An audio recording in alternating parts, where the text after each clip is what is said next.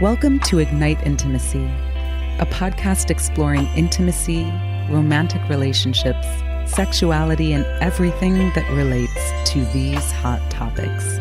We're going in. Are you ready?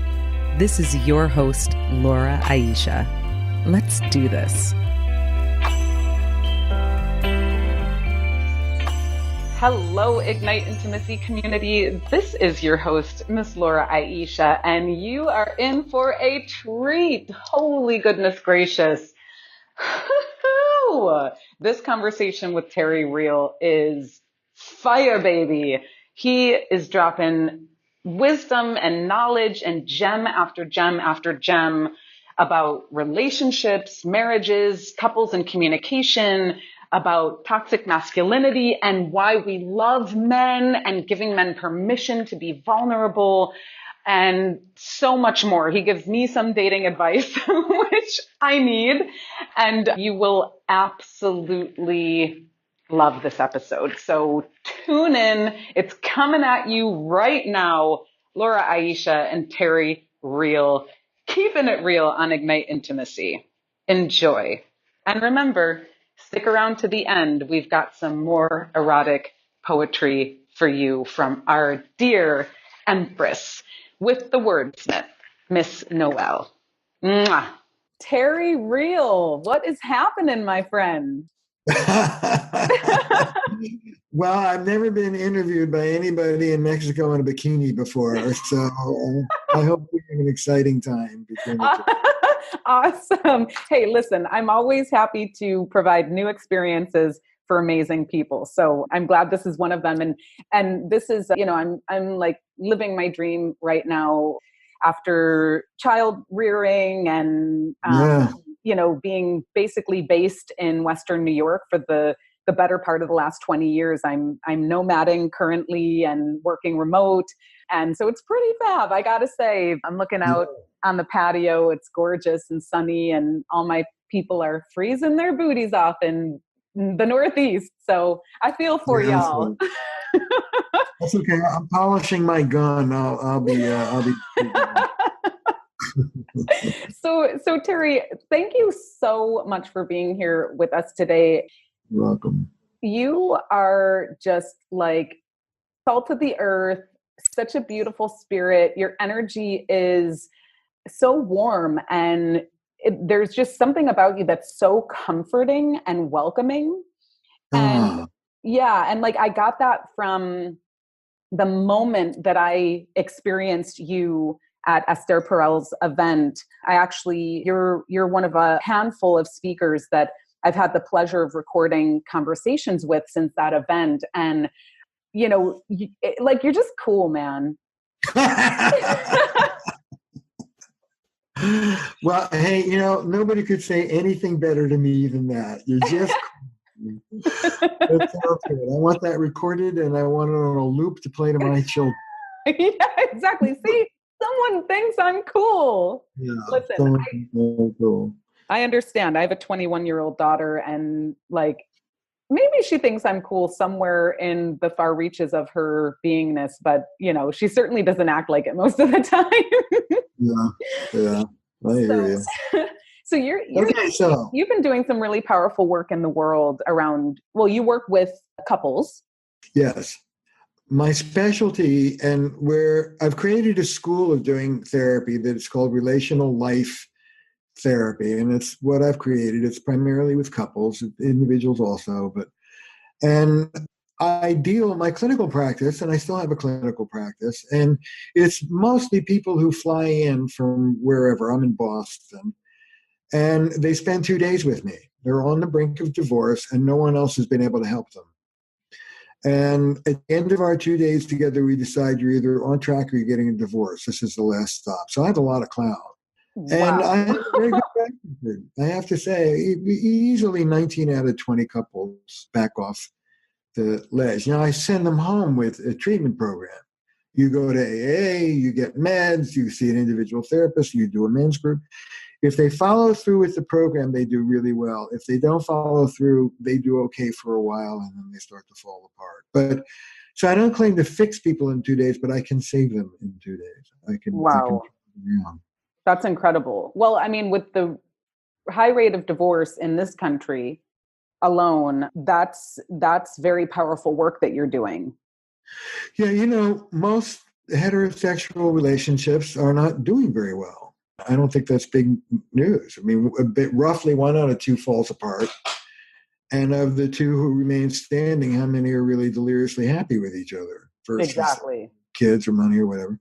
So if you just do the default of what you learned about how to be intimate, the odds are good that you're going to have a mediocre to bad relationship. You have to learn a few things in order to get that up a level. Mm. Well, certainly didn't plan to go into this, but while we're talking about it, can you give us and the Ignite Intimacy audience some of your tips for, like, how to manage that, how to navigate? Yeah. Well, the first thing I want to say is that don't let go of each other. Don't not deal with things and tell yourself you're compromising, but really you're not compromising. Really you're settling and you resent it. Mm. I talk about fierce intimacy. I have CD set you can get from Sounds True called Fierce Intimacy.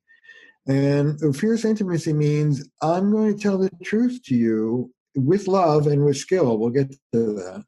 But I am going to tell the truth to you. I'm not going to let it sit and fester. When we don't take each other on in our relationships, which most people wind up not doing eventually, the first casualty, I believe, is passion. As you don't tell the truth, resentment, you don't get what you want, resentment builds, generosity drives, passion and sexuality drives, and you've got a sort of run of the mill, you know, okay, but not great couple. So take each other on.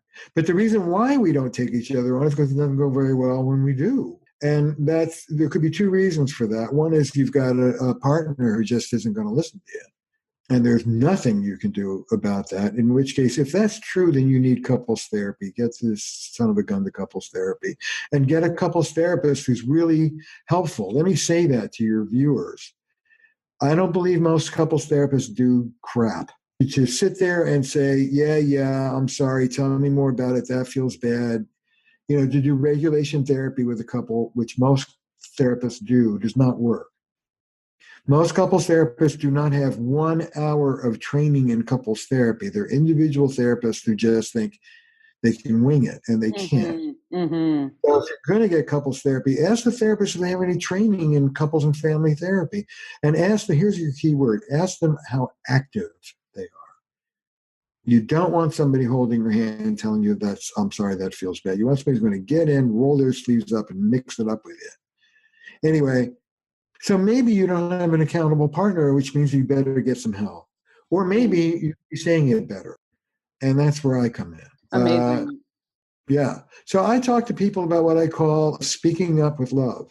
Speaking up for yourself with love. You see, under patriarchy, you can either be powerful or you can be connected, but you can't be both at the same time. Let me say that again. This is a big idea. Under patriarchy, which is the system we all live under, you can be powerful, which is masculine, or you can be connected, which is affiliative, feminine, quote unquote. But you can't be both at the same time. So when women step into full voice, when they've been voiceless, a lot of women get into what I call, I was weak, now I'm strong, go screw yourself. I was weak, now I'm strong. I'm going to haul off and say it any old way I want to because too bad. Mm-hmm. And one of the things I say is that when women finally do speak, they often speak in a way that nobody in their right mind could listen to. So standing up for yourself with love, cherishing the person in the relationship at the same time that you're standing up for yourself. Can I give you an example? Please. Yes. I can Okay. hear my audience like, give it to us, Terry. Okay. So let's talk sex. Everybody likes to talk sex. So I had a Yes. couple, younger couple, and it was one of these heterosexual deals. He wanted sex all the time. She wanted sex none of the time, and they were ready to kill each other. So rather than an endless reiteration of their positions, I want sex, I don't, I want it, I don't, I have a big libido, I don't, I had them talk about what sex meant to them. Mm. Okay. And in classic form, the woman felt that sex was a way of getting close physically after you've gotten close emotionally. And for the man, guess what? Having sex was a way of getting close physically so that you could feel close emotionally. Oh In other my words, gosh. reverse orders, right? Yeah. This is very common. Women want to feel emotion. This is a stereotype. Women want to feel emotionally close before they have sex. Men want to get sexy as a way of feeling emotionally close. Men filter many emotional needs through sexual. Look, under patriarchy, the only emotions a man is allowed is rage and lust. Mm, mm. All the other emotions are for women. They're verboten. They're weak. Anyway, so a lot of men filter their vulnerabilities through sex, and all of a sudden it's like sex, sex. I want sex all the time. And then there are men who do the reverse also, who withhold sex. But let's talk about the ones who want. Anyway, he wanted sex all the time. She wanted sex none of the time. They talked about what it meant, and what it meant to this guy was a lot. Mm, It meant he was mm. loved. It meant that she thought he was handsome. It meant that they were in sync with each other and there were no problems. It meant that when they were having sex, he wasn't hurting her, which a lot of men worry about. Part of the reason why men are always asking their women how they're doing is because they're afraid that they're being too aggressive. But anyway, all that came out, and then they came back 2 weeks later and they said we solved our problem. I said, okay, I'll bite to the story here. What's the story? They said, okay, listen, this is what happened. About a week after we saw you, Steve trotted up and said, hey, you want to have sex? And in the past, I would have head for the hills and shut down. Instead, she said, I walked over to him, I gave him a big French kiss, and I looked deep in his eyes, and I said to him, Steve, I want you to know you're so hot. Mm. You're just a great guy, and you're so sexy, and I love you to pieces, and being close to you just really thrills me. And by the way, tonight I'm not in the mood. And he says, okay. And that was that. Wow. Because she took such good care of him while she was saying no that he could hear the no. And Mm. this is standing up for yourself with love. Hey, instead of saying, Laura, I don't like the way you're talking to me, okay? I'm not being disrespectful. That's okay. That's an okay way to do it. Here's a better way to do it. Hey, Laura, I really love you. I want to hear what you have to say. Could you do me a favor and tone it down so I could listen better? I can't hear it when you yell like that. Could you tone it Mm. down? Two ways of Mhm. saying the same thing. Yeah. Yeah. But one is about me. I'm not going to put up with it. And one is about the relationship Yeah. and you. I Yeah. want to hear what you have to say. The bottom, the generic is, Laura, I really want to be close to you, and what you're doing right now, right or wrong, feels like it's pushing me away. I want to be close to you. Could we drop this so that we can be close to each other? Mm. Mm. They're nice ways of getting your needs met. Yeah. Well, and it's like I just did an 18-month deep dive in the world of Landmark. Oh, yeah. And, so they talk a lot about just like getting off it with people, you know? Well, Landmark is great, but it's very individualistic. Mm-hmm. And Landmark is classic. I was weak, now I'm strong. Go screw yourself. I'll say it anyway. See, I make a distinction between what I call personal empowerment, which is I was weak, now I'm strong, stand back, and relational empowerment, which is I was weak, now I'm strong, I'm going to bring my full strength into relationship with you. I'm going to tell you the truth. I'm going to stand toe to toe with you with love. Hey, what do you need? What can I do to help you succeed with me? I'm at your service. Mm. And relational empowerment is about us. It's about us as a team. It's a difference between saying, sex, I need more sex in this relationship, and saying, sex, honey, we both deserve a great sexual relationship. We used to have one. What do we need to do to get back there? Now, which of those two things do you think is going to work better? Mm. The second. It's really teaching people how to think relationally instead of patriarchally. For example, the relational question, who's right and who's wrong, is answered with who cares? I don't care. What matters is how are we as a team going to work to make this work for the two of us? That's right. Well, and in your experience, Terry, do you find that it's two to tango, like that both people in the relationship are contributing to the separation? Or do you find that it's... What's interesting, well, what's different from the work that I do with another couples therapist is that the cardinal rule I learned in couples therapy school is thou shalt not take sides. And you particularly don't take sides with a man against the woman. That is really, if you do that, you have to go to your supervisor and talk about your mother for a while. It is. In the work I do, we take sides. Look, I had a couple where the guy was an untreated alcoholic rager with untreated bipolar disorder. Okay? What was the woman's quote unquote contribution to the choreography between the two of them? Here you are. You ready? She was there. That was her. It was 99-1. And in the work we do, we call it like that. Hey, Laura, you're a bigger nut than Steve, but Steve, you're a pretty big nut yourself. I'm going to say, Steve, I'm going to give you 30, and Laura, I'm going to give you 70. So let's get. Damn it. And I've been working hard on myself. Yeah. We take sides in the work that we do. It really distinguishes us from other people. You know, a guy and a gal came in and the woman was complaining that the man was harsh with the children. And the man said, I'm not harsh. I'm just a strict disciplinarian like my father was. And I think the kids need it.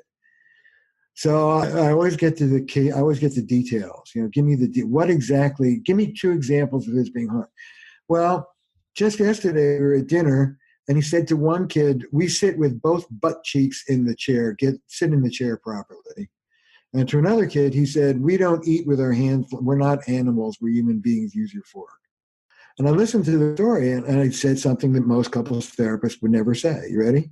I said, listen, let me tell you something, Harry. She's right. You're wrong. You're overly harsh. Hold on. This is probably my wife calling. You're overly harsh. And then I explained it to him.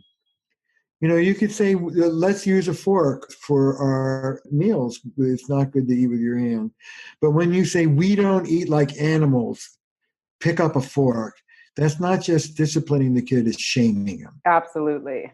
There's an added kick of shame. When you say, get both cheeks on that chair, there's an added kick of control and shame. Mm-hmm. So what I said to this guy is, listen, let me teach you something. And I want your viewers to get this. If your viewers and listeners just get this one thing, it can change their lives if they're serious about it. You ready? This is what I told this guy. There's no redeeming value in harshness. Take that in. There's nothing that harshness does that loving firmness doesn't do better. There's nothing that harshness does that loving firmness doesn't do better. You don't need to be harsh with other people. You don't need to be harsh with your children. Of course, we all blow it from time. I'm not talking about that, but on a regular basis, we don't need to be harsh with ourselves. A lot of the men that I work with very high-powered men. I charge an arm and a leg. And I work with very successful men and women. But a lot of the men that I work with think that having a harsh inner critic is part of their success. Oh, yeah, it gives me drive, it gives me excellence. You see, teaching people how to have happier, more intimate lives is synonymous with moving them beyond patriarchy. It's the same thing. You have to help women move into powerful, loving voice. Not one or the other, but both at the same time. And you have to move men into open ears and open hearts. And men need to understand that the intimacy that women are asking for across the board is a good thing. This is not a fight between men and women. We lose. The women are right. Your delivery may suck, you gals, and that could work. But the fact that you want more connection from your guys is across the board, and it's legit. We agree with women. Okay, I love that. And my delivery, I've had delivery issues in my life. I can imagine. Listen, Buster. Well, because I am. Because even now, I'm like so excited, you know. And people think I'm angry.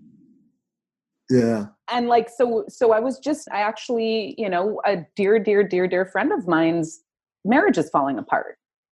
And I'm having a really difficult time being with, like, I'm done being with her resentment towards her husband. I'm just not being big enough to not take it personally, and to like, it like literally affects my interior. Like my heart hurts when I hear her express this Mm. resentment about her husband. And You can make better boundaries, my dear. yeah. So anyway, so we just got into a massive argument and recently, and when I am expressing myself, I go into like, my voice gets powerful and strong, and and it was like, whoa, like, stop with the aggression. This is too much aggression. And it's like, so that's been something that I've been working with. Well, if you're going to be strong, let me give you some coaching. If you're going to be strong, you need to be scrupulous about staying on your side of the line. This is what I think.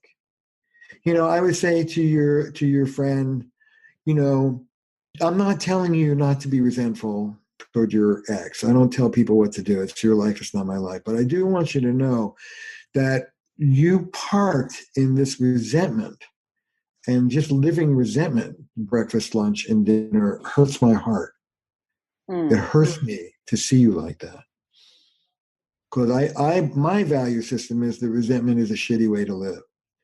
And it would be nice if you could let it go. And it's hard to hear. But I'm your friend. I can still hear it. I just wanted to let you know that it was hard. How would that be? That would make all the difference. Yeah. See, adults don't tell other adults what they should do, not unless you have a contract to do it. No unsolicited advice. Yeah. So, dear friend, I have some thoughts about what you're going through, and I have some wishes for what you might do, but are you up to hear them? That's the first order of business. Don't just dump it on her. Yeah. Ask her. That protects you. And then once she's agreed, then you can launch in. But it's all I, not you. Not even it. Yeah. Thank you. So learning to speak from the pronoun I and let go of objective reality and just speak for yourself is another big skill. It takes a lot of practice to do that. Yeah. Oh man, you are giving us the goods today, Terry. Wow. Okay, so the original kind of like inspiration for us to connect was to really talk about your work with men. Okay. And toxic masculinity, and the whole foundation of Esther's event in New York last November was the masculinity paradox. And something that I have been experiencing through my life is that I like so deeply love men. And That's great. and I feel like I have been given this like special insight into the world of men because of my experience with men in this world and in this life. And also that I sometimes feel like I think like a little bit more like a man in certain ways. Okay. And so then just realizing and acknowledging that men have had this, not all men, but like, I think men in general have had this experience where there are all these rules about being a man.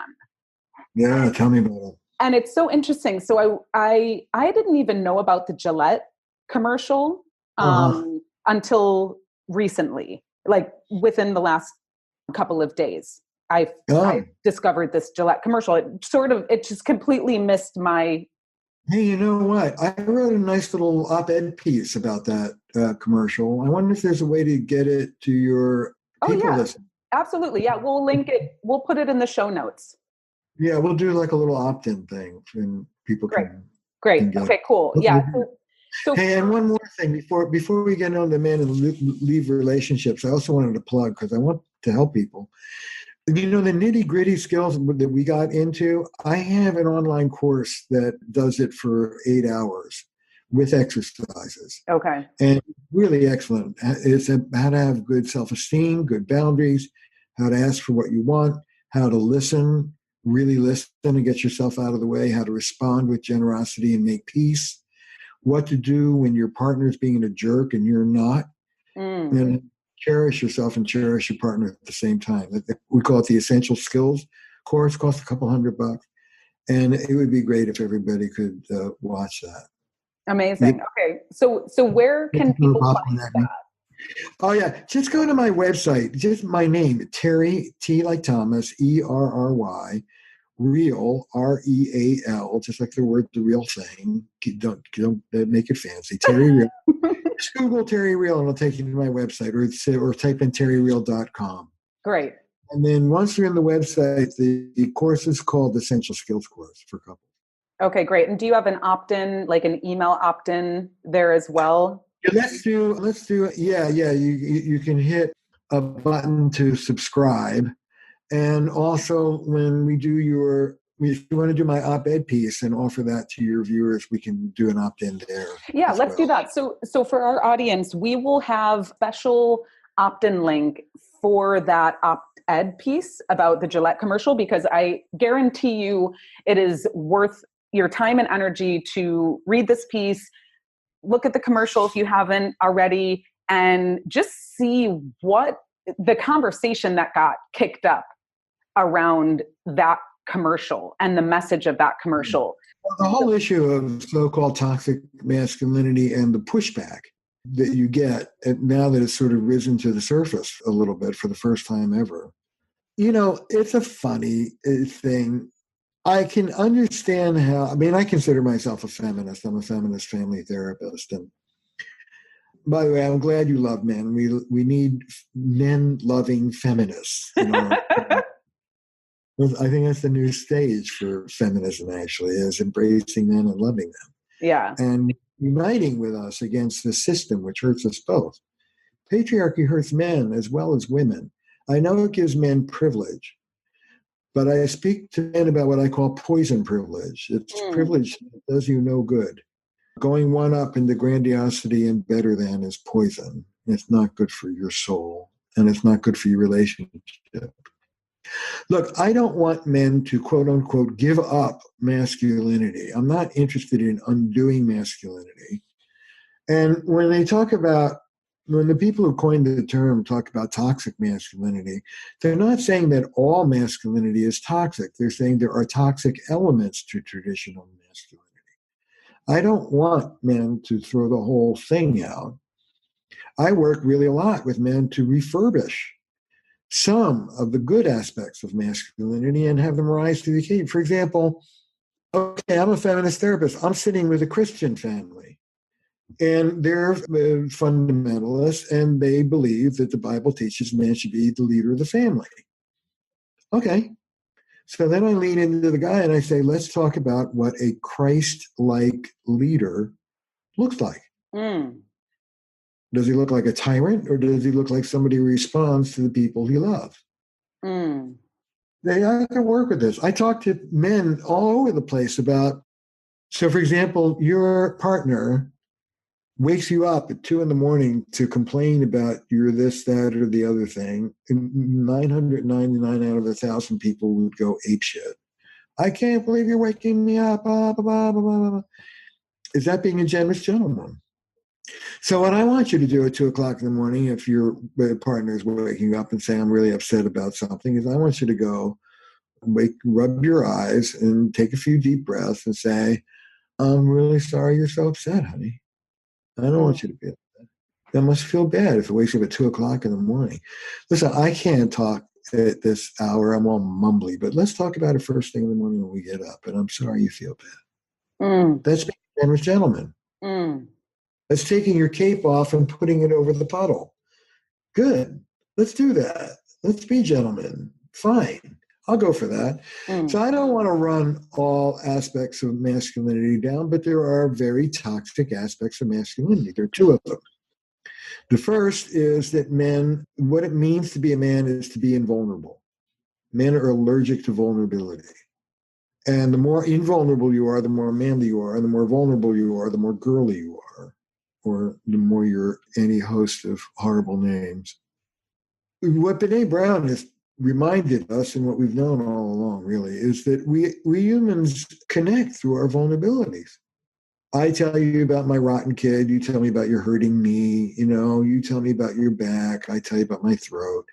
And we connect through vulnerabilities. Men don't do that. Women do that. Men don't share vulnerabilities. Men believe that in order to be worthy of love, we have to be star performers. And so we can't be vulnerable. Now, this denial of vulnerability sets up a lot of men to be very defensive when they're confronted with anything that's imperfect. Because I have to be perfect or I'm a shit. It's one up or one down. There's no middle ground. I'm either better than or less than, dominated or dominator. Sorry, one or the other. People say that men are afraid of intimacy. I don't believe that men are afraid of intimacy. I believe that men don't know what intimacy is. What men are afraid of is subjugation, because that's the male model, one up or one down. There's no platform for intimacy. So moving men into vulnerability is synonymous with A, moving them out of traditional masculinity, moving them out of patriarchy, and B, moving them into connection.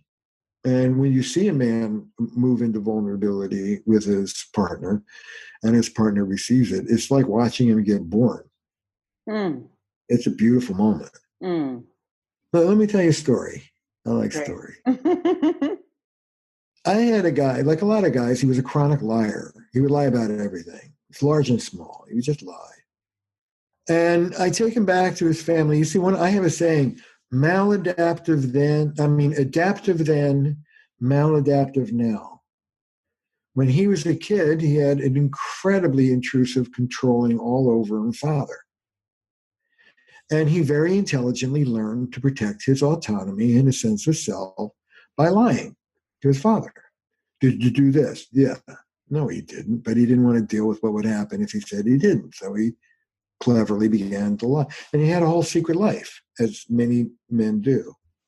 And we got all this out on the table, and I reminded him that he is no longer that little boy, and that his wife is not really his father. She doesn't have a belt in her hand. She's not going to strap him.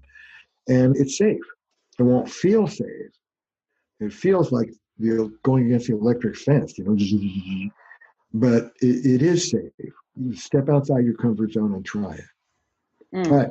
This guy comes home one day, and his wife has given him a list of things to bring from the grocery store.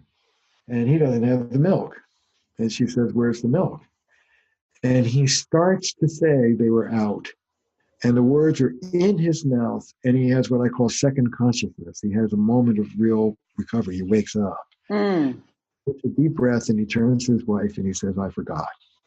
And his wife burst into tears. And she said, "I've been waiting for this moment for 25 years. Oh my gosh. That's moving a man into vulnerability, moving him into connection, and moving beyond the traditional masculine role of patriarchy. There's a lie about masculinity, and so many humans have bought into it. And it's that men are hungry for war and trouble and killing and hurting, and it's such bullshit. And it's a total lie. And the conditioning of men and the conditioning of humans about what a man is has really fucked up our society. Totally.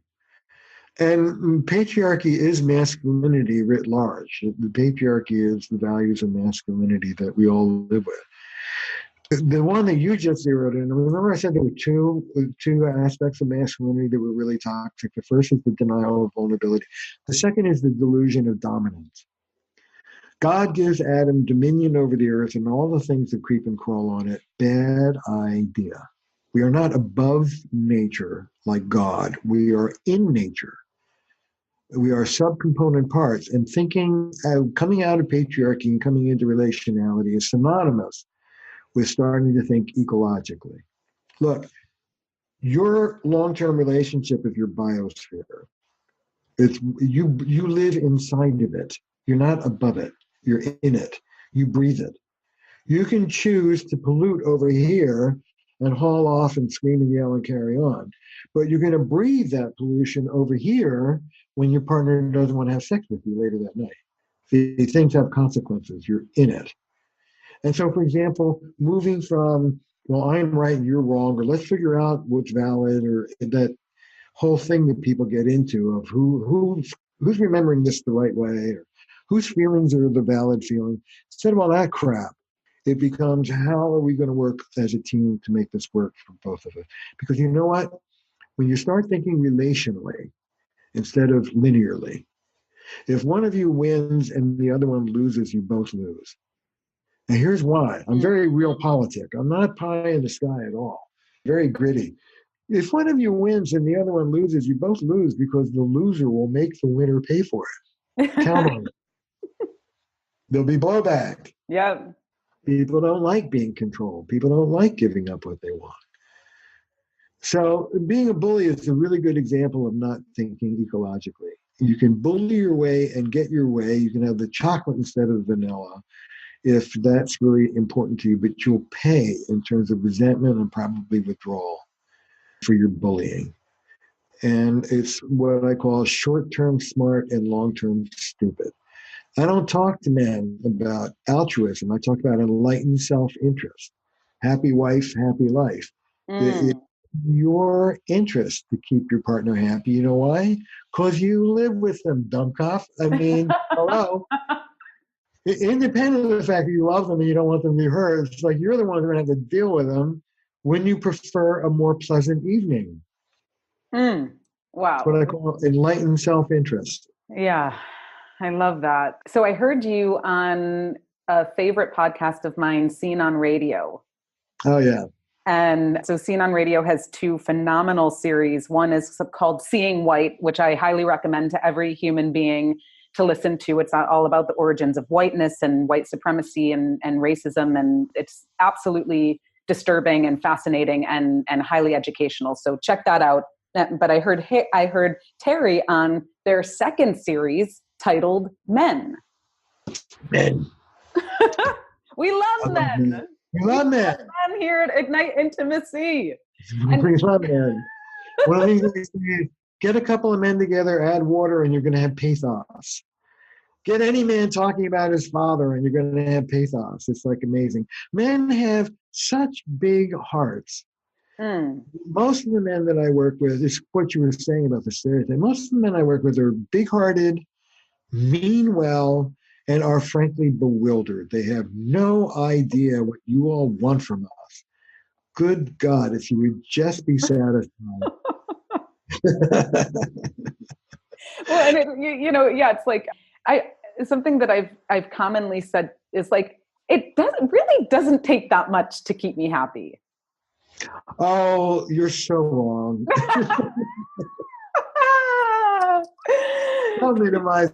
It takes a lot to keep you happy, I'm sure. But I'm going to say the things that you're fighting for are probably good for both you and your partner. For the relationships. So stand up for them and fight for them and have some empathy. You know, I really want my man to open up and share his feelings. Which feelings are those exactly? You think you guys walking around with a ton of feelings all day long? He has to learn. He, in fact, is walking around with a ton of feelings all day long, but he's learned under the code to tune them out. I get guys who say they have no feelings. I give them a list of 7 feelings: joy, pain, anger, fear, shame, guilt, love. I go, here, what are you feeling? Sitting there in that chair right now, what are you feeling? I guess I feel a little nervous. I'm going to do this wrong. Okay, that's fear. What else are you feeling? Well, I guess I'm feeling some relief that we're finally getting this. Okay, that's joy. What else are you feeling? And by the time I'm done, I'll say, my God, you're awash in feelings. Whoever told you didn't feel? That's awesome. You're articulating them. It's kind of like the Wizard of Oz, you know? Here's a diploma. Now you're smart. Here's a list of feelings. Here, now you can feel. Good. Yeah, exactly. Here's some love. Now you're a lover. There you are. Well, so Yeah. this is like a very basic question, but it's something that been experiencing a lot of in my life. And I've been mainly single in my Mhm. adult life. And I so deeply desire my king man to come in where it's like, it's a match and we are both in it and we're both available and it's a big yes, you know? So I've been really like opening my heart and being willing to open up to people. And something that I seem to keep bumping up against is like I meet men and like this one man recently was like, we only knew each other for a few weeks, but like really from the jump, it was like so much love. He's like checking in on me and saying all these sweet things and being caring and like all this stuff. And then Yeah. he disappears for 4 days, Ghost. you know, and then he comes back and then he, All right. yeah, Listen, tell me, why does this happen? because you're a sucker, because you're romantic, and I'll tell you exactly how it works. There are two. Think of a relationship as a cross. Okay, we all have our cross to bear. There's a cross. There are two pieces to it. There's the horizontal piece, which I call side by side energy. It's you and your partner paying the bills, meeting the mortgage, raising the kids, you know, getting your insurance forms out on time. It's doing what you. It's domestic energy. Then there's the horizontal line, which I call nose to nose energy. This is you and your lover staring deep into each other's eyes. It's a narcissistic phase. It's when you're kind of fun but obnoxious to be around as a couple, early stage honeymoon, and you're all goo gooey. And the thing about the vertical piece is it's the capacity to be present in the moment. The more present you are in the moment, the more erotic and charged and alive it feels. And what a romantic does, what a lot of women do, is they mistake the vertical line for the whole relationship. Oh, here in these 5 minutes that we're gazing into each other, I have never felt so deeply seen. This guy must love me. Yeah, well, he does love you. He also loves Sally and he loves Jill. And maybe Joe. And, and all of them feel love. This is what we call a vertical split in the ego. He loves everybody. He loves you on Saturday and Jill on Sunday. But you're a sucker because it sure feels like love in the moment. And it does. It's just there's no horizontal line. There's no capacity to sustain connection in a responsible way over time. And when you assess the relationship, you have to assess both lines. And suckers only assess the vertical line. But how do you get to the horizontal line? Like that is, I am shocked that anyone ever gets in relationships with each other. I'm like, I'm going to really, because what wants to come out of my mouth is what is W with me? Like, what is wrong with me? Why is this not happening in my life? And I could tell you Oh, 20 I reasons don't. why. But I'm not. how do you get from vertical to freaking horizontal? This is my challenge. Yeah. Well, slow down. Slow down. That is not one of my strong suits. I know. Maybe you don't want to jump in bed with the guy for like a month or so at least. I've been very good about that in the last decade, I have to say. Well, good. That's good. I mean, you don't want to bring a moving van to your first date. Is it that obvious? I fall so fast. I'm like, when I'm like, the energy's there, I'm like, let's do this. Come on. Like, you know? I know. But what you don't get is, well, you know some things about the guy. You know about how he can make contact in the moment. But that may be seductive. That could be a wall of seduction or a wall of charm. He could not be there at all, but just be very charming. Mm. I mean, Bill Clinton, I met Bill Clinton. I thought I was the most important person in the world for 2.5 minutes. Yeah. And I'm not even a woman. He wasn't even staring down my blouse. So you go slower and evaluate.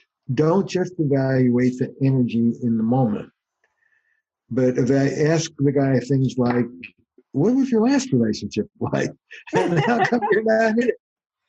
And tell me about you and women in general. How's this been? Oh, you're on your 17th marriage. Well, okay. Next. So, No. don't. Why don't you wait until there's water before you take your dive?